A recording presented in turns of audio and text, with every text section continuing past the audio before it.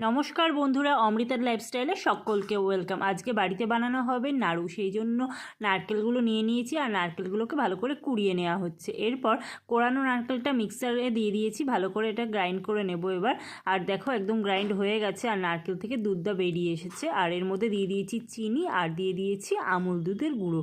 আমুল দুধ দিয়ে ভালো করে এটাকে এর সাথে মিক্সড করে নেওয়া হবে। এবার এটা কড়াইতে বসিয়ে দিয়েছি আর এটাকে এবার নাড়ুর পাকের জন্য একদম রেডি করা হবে। আর দেখো এটা অলরেডি ফুটতে শুরু করে দিয়েছে, চিনি দেওয়া হয়েছিল, চিনি থেকে যে জলটা সেটা আস্তে আস্তে বেরোতে শুরু করে দিয়েছে।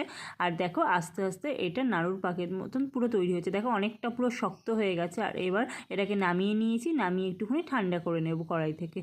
আর দেখো এবার তৈরি করছি, একটু হাতে জল নিয়ে আস্তে আস্তে নাড়ুগুলো তৈরি করা হচ্ছে। এটা মাই তৈরি করছে। দেখো নাড়ুটা অলরেডি তৈরি কমপ্লিট হয়ে গেছে। আর নাড়ুটা কেমন হয়েছে জানিও, কিন্তু খেতে কিন্তু খুব টেস্টি হয়েছে। তোমরা একবার এরকমভাবে বানিয়ে